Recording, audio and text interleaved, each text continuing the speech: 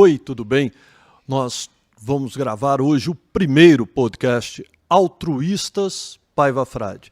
Na verdade o nome do podcast é Altruístas e Paiva Frade é a galeria de arte onde a gente grava o nosso podcast usando o estúdio da galeria. E por acaso também é meu sobrenome que deu o nome a essa galeria de arte. Altruístas. Por que altruístas? É muito interessante a gente pensar o porquê de altruístas. É porque eu considero que o que falta no mundo nesse momento é altruísmo.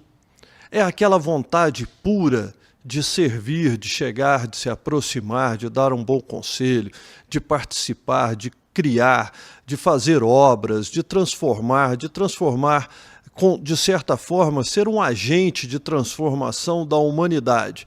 E por que isso? Eu não sei dizer, mas eu sei dizer o porquê não isso. O porquê que nós não queremos que isso seja feito é só pelo dinheiro. Nem tudo eu preciso ganhar. Eu ganho muito mais valores do que monetização. Quais são os meus valores? Quais são seus valores? Muitas vezes, a gente trabalhar em prol dos outros, participar de uma instituição, participar de arte, participar de alguma forma, pode vir a fazer-nos um pouco melhor. E como diz Santo Agostinho, o bem nasce dentro de quem o pratica. E você vai praticando o bem, e você tanto praticou que você se tornou o próprio bem. Da mesma forma, o mal. Eu fui presidente da APAI 10 anos e o que eu percebi neles, na APAI, nos seus usuários, na sua maioria, é que eles não conhecem o mal, porque eles são bons por essência. Todos nós também somos bons por essência. Mas o que isso tem a ver com arte, que é o foco do podcast, ser bons por essência ou ser mal? Tem tudo a ver. Santo Agostinho dizia que existe o belo e o adequado. Platão fala do bem como a manifestação, o belo como a manifestação do bem. Existe muita coisa para a gente falar em torno disso. São Tomás de Aquino, por exemplo, já dizia que uma obra de arte ela tem luz própria. Será que era naquele sentido de que existe o mundo imperfeito e que no mundo imperfeito as coisas brilham e no nosso mundo é uma cópia imperfeita, mas que é tão bela que nos leva àquela projeção interna do mundo perfeito? Ou esse mundo perfeito é aquele mundo que habita em nós mesmos? Será? Será que cada vez que eu olho e convivo com o belo, aquele belo me transforma numa pessoa melhor? Ou ele resgata só aquilo de bom que há dentro de mim? Essa é a relação da arte. Mas existe também uma outra relação que hoje podemos questionar muito. Rapaz bonito, forte, malhado, um belo que encantaria qualquer mulher. E por dentro, pelo que parece, era cheio de podridão. Mas a gente pode dividir esse belo em vários belos. Qual é o belo? Que belo é esse? De que belo estamos falando? Nós falamos do belo físico, que é aquele que a luz da beleza bateu sobre o seu físico. Mas, porém, ele não se aprofundou nos outros conceitos de belo, que são aqueles conceitos que transformam em bem. Como? A luz não bateu sobre ele da sabedoria. Porque quem pratica o bem é sábio. Então, o bem é belo. É essa luz que não bateu sobre ele. E quando ela não bate, uma coisa é você ser inteligente. Né? Você é inteligente e você compra um carro, por exemplo. Porque você é inteligente, ganhou dinheiro e comprou um carro. Mas ser sábio é saber por qual caminho você vai andar nesse carro. São coisas diferentes. A inteligência e a sabedoria. Ele pode até ser inteligente, mas ele não foi sábio tendo aquelas atitudes, porque se deixou tomar pela arrogância, pela prepotência. E aí vem o próprio Santo Agostinho, no livro Confissões, e pergunta: de onde provém o mal? Aí hoje, conversando com um amigo, ele me diz: o mal provém da vaidade. Mas de onde provém a vaidade para prover o mal? Aí ele diz: é uma questão que o Lúcifer era vaidoso. Tudo bem, mas o que fez ele se tornar vaidoso? E por que isso foi permitido? E de onde provém o mal? Mas eu sei dizer o contrário. É o belo como manifestação do bem. Aquele belo que nos aproxima das pessoas. Aquele belo que nos aproxima do telos de Deus. Vou falar rapidinho. Antes do Renascimento, na Idade Média, se a gente pensar, era uma porquice, né? Pessoas morriam, infecção, as pestes, as coisas todas que aconteciam. A gente vê muito isso nos quadros de David Ternier e de Johann Bosch também. A gente vê bem essas cenas, né? Que existia lá os monarcas se aproximando do belo estético, né? Do belo aestesis, a capacidade de perceber o belo, né? Desse belo que eu estou falando, que eles percebiam esse belo, por isso eles tinham castelos bonitos, eles tinham todas essas coisas. À medida que você não percebe, você não tem necessidade. Aí vem Pierre Bourdieu, depois para falar de hábito, campo capital, que é exatamente isso. Mas para eu não me perder e voltar lá na história, então vem o Renascimento. O Renascimento é um momento que ele pega Protágoras como o homem, o centro de todas as coisas, e aí Miguel Ângelo vai e faz o Davi. O Davi, ele deixa de ser só uma obra divina, mas ele é a divinização do ser humano. Aquele humano é magnífico, é fantástico, é grande, é brilhante, é algo diferente. Vem o Da Vinci e pega o desenho do Vitrúvio, que era um arquiteto grego, e ele tira daquele quadrado e coloca sobre a roda e consegue um número áureo e diz, aí é quase que a afirmação de que o homem é o centro de todas as coisas. Aquele processo áureo ali que ele cria, o homem vetruviano, por isso chama vetruviano, porque Vitrúvio era um arquiteto grego, né, e que prezava a relação realmente do homem. A fonte era essa e ele corria atrás do número áureo. E a gente começa a perceber que então nesse momento eles empoderam o homem, mas era necessário, porque o homem vivia no lixo, nas pestes. É um filme que bem depois disso, né, que continua, leva muito tempo para mudar, mas quando a gente assiste o filme do Victor Hugo, a gente percebe naquele filme do Victor Hugo, nos Miseráveis, uma coisa que, sei lá, me remete, embora Os Miseráveis seja filmado antes da queda da Bastilha, mas ele remete lá àquele período lá, né, dos feudos. Devia ser muito pior ainda. Se naquela época já era daquele jeito, imagina antigamente o quão pior deveria ser aquilo. Mas a gente pega e observa que da Idade Média começa depois o Renascimento exaltando o homem, dizendo: você pode ser melhor, você é capaz de fazer coisas tão belas como nunca foram vistas, como Davi e Miguel Ângelo. Nós somos capazes, nós podemos viver melhor, nós podemos criar mais, nós podemos buscar erudição, nós podemos buscar a educação. Não é só a arte popular da Idade Média. Vamos esquecer um pouco e vamos aprender a arte acadêmica. E aí surge aquele processo todo acadêmico, que lá no Iluminismo ele termina da seguinte forma, essa valorização do homem, dizendo: a revolução só terminará quando o último monarca for morto, enrolado nas tripas do último cardeal.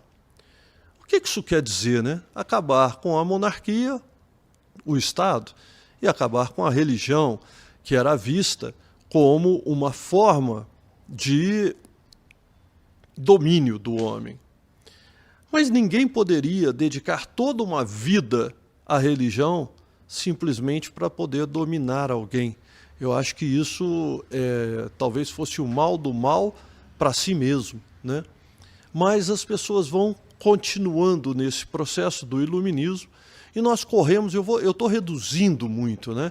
E nós já passamos aqui para o século XX.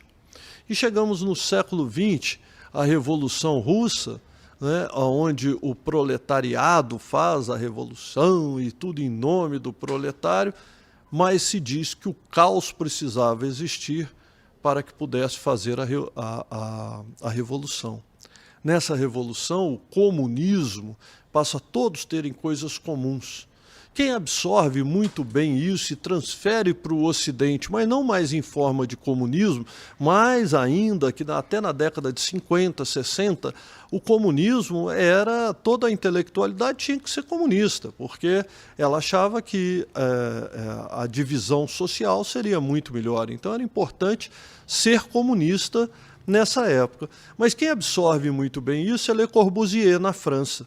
O Le Corbusier e vários outros, né, que é daquele período antes um pouquinho do Le Corbusier, tem a engenharia social. Todo mundo tinha que ter direito de uma casa funcional, uma coisa que a pessoa fosse lá e fosse morar e pudesse depois sair da sua casa e fosse trabalhar e depois voltasse para sua casa e depois ela fosse num parque, que era o local de se divertir. Então ela tinha a máquina, aí Le Corbusier consegue concatenar todas essas ideias da engenharia social e aí ele cria esse período que é uma engenharia social modernista, que eu chamo. Ele diz o seguinte: existem, porque Santos Dumont tinha criado o avião, existe a máquina de voar, existe a máquina de andar e vai existir a máquina de morar. A partir disso, é a afirmação do homem distante. De Deus, também, mas distante de si mesmo. Era o homem comum que tinha a sua função, o homem funcional. A casa tinha que ser absolutamente funcional, o carro funcional, e vão se desprezando a beleza. Não há mais necessidade da beleza. Para que a beleza?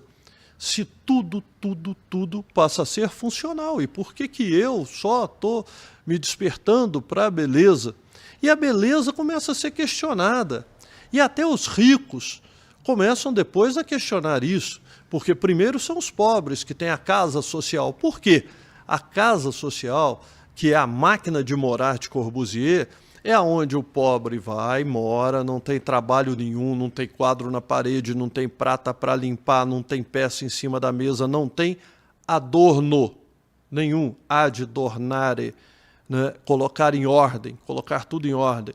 Não tem o que colocar em ordem, se é o vazio. Como colocar o vazio em ordem?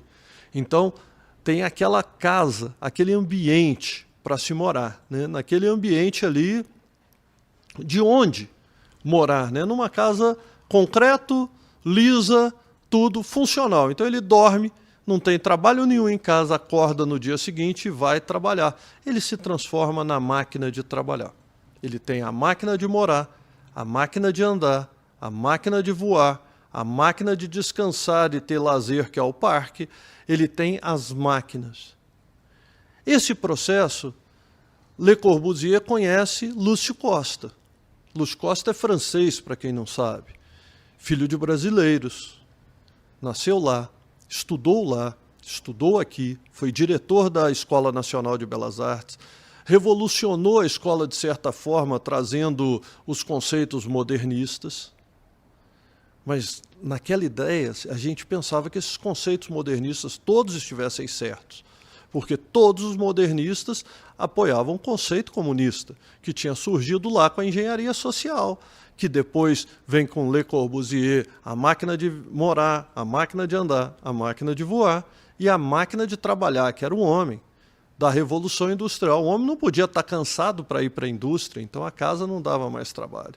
E aí vem essa evolução. E Lúcio Costa chega no Brasil, é o arquiteto de Brasília. É um erro, né, que muita gente fala, quem fez Brasília foi o Niemeyer. né, a arquitetura, a engenharia de Brasília, o plano piloto, o desenho, é de Lúcio Costa, não é de Niemeyer. De Niemeyer são os desenhos dos palácios. Mas de que forma é feito isso? Quem já foi a um palácio de Brasília e quem já foi a um palácio em Paris, você se sente muito melhor num palácio de Paris.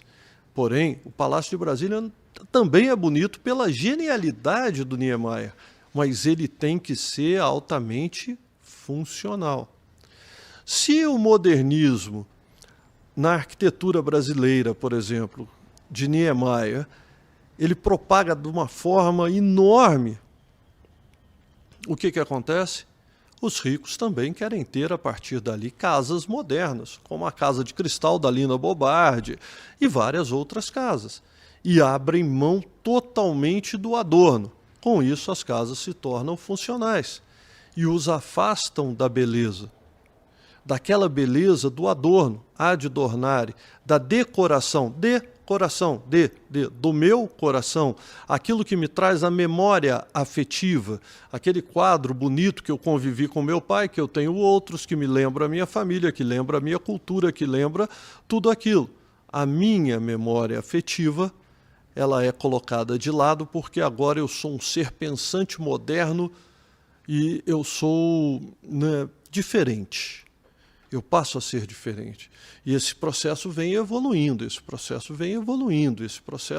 vem caminhando a cada dia desse ser diferente. E ele vai vivendo naquela casa. E as cidades vão se transformando em cidades frias. Aí começa o momento do concretismo. As cidades são asfaltadas depois de Brasília.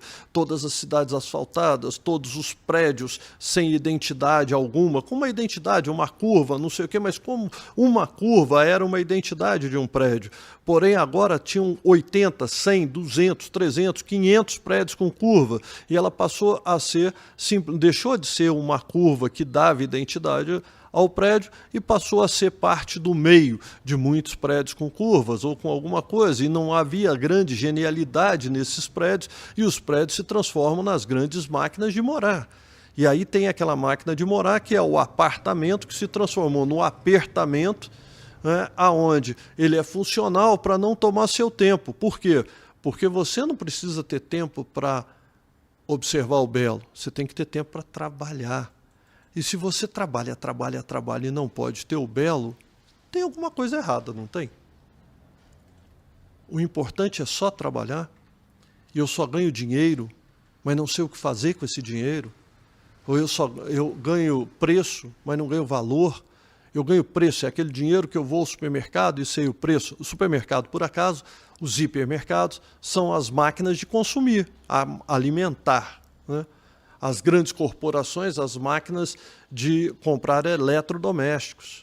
Hoje nós vivemos nas máquinas de Le Corbusier. Porém, foi um homem que pensou isso tudo, veio de cima para baixo. E uma cidade precisa brotar como um projeto, como falava Fernando Pessoa, Deus quer, o homem sonha, a obra nasce. Uma cidade, ela nasce do caos, ela nasce do centro. Naquele centro, ele começa a ter necessidade. A cidade cresceu, eu preciso de câmera. Se não tem loja de câmera nenhuma, alguém vai ver que precisa de câmera e monta uma loja de câmera. Aí vai ter a loja de câmera.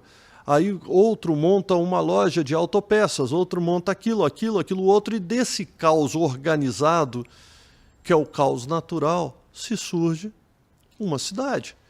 Uma cidade onde as pessoas andam, se encontram, tomam café, convivem. Eu moro em São Lourenço, para mim a melhor cidade do Brasil, sem desprezar as outras maravilhosas que temos afora por esse país. Mas é uma cidade de 50 mil habitantes, próxima a Rio, próxima a São Paulo, onde todos os dias de manhã encontro amigos, tomo café, ando com minha filha excepcional pela rua, trabalho na minha galeria e sou feliz, porque quando morava em São Paulo eu tinha 1h30 de carro do Morumbi ao Oscar Freire, onde era a galeria, mais 1h30 para voltar, e essa depressão me levou a alguns atos. Um deles é a bebida, né? Mas que eu quis sair. Como sair? Foi fácil. Fecha a galeria e vem embora. E vou viver em São Lourenço. E como me reencontrar? É buscar o telos. O homem autossuficiente não precisa de Deus. O homem que reconhece a necessidade da beleza, em todos os sentidos, a beleza para si, a beleza do próprio Deus e dessa criação, eu faço uma pergunta: há quanto tempo você não olha o pôr do sol? Ou pergunto mais, para quem está na capital, você já olhou algum dia o pôr do sol? E o nascer do sol? Que não seja de dentro de um ônibus ou do metrô indo trabalhar, que seja num momento assim, eu estou à toa, vou ver o nascer do sol. Não, porque quando você está à toa, você está cansado. Porque no dia seguinte, depois de 3 horas de metrô indo e voltando, você precisa descansar. O essencial da arte, nesse sentido, é que a gente observa que a arte reflete sempre os momentos, né? A arte imita a vida ou a vida imita a arte. Não é tão difícil responder, talvez até pretensioso da minha parte, mas a arte registra a vida. A arte contemporânea de hoje, ela só é contemporânea até surgir uma arte mais contemporânea que ela. Muitos artistas vão sumir, 3, 5, 10, 15 vão ficar como uma referência desse momento, que é uma referência que uma imagem fala mais do que 1000 palavras. Uma referência que o futuro dirá se de confusão ou de genialidade. Mas a arte sempre é assim. Agora, a arte clássica, ela é uma arte que já foi aclamada, que já está dentro dos museus, que já tem a sua beleza reconhecida também. E aí eu falei uma coisa, a sua beleza, porque a arte hoje não precisa ser bela, ela precisa ser conceitual. Agora, se esse conceito no futuro vai ser entendido como um belo, intimista do artista, ele pode até ser reconhecido, nós não sabemos. O futuro vai explicar. Como o futuro, o marketing explicou muita coisa, muita obra de arte, muita coisa, e só faltou alguém para dizer, mas o rei está nu.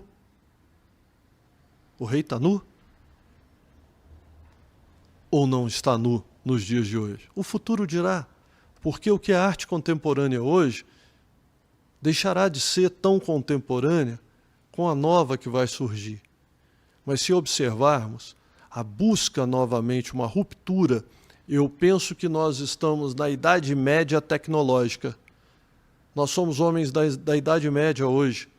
Nós lutamos sem saber muito o porquê, né? As guerras que acontecem, Ucrânia, em Israel, as pessoas lutam, matam, mas por que lutam e matam? Ah, não, porque eu estou me vingando, mas por que você está se vingando? O que levou eles a fazerem isso? O que leva a acontecer? Eu estou defendendo a minha terra. É muito estranho, para mim é incompreensível. E essa questão vai ser explicada pela história, como a arte contemporânea, que eu acredito tem grandes valores, vai ser explicada pela história.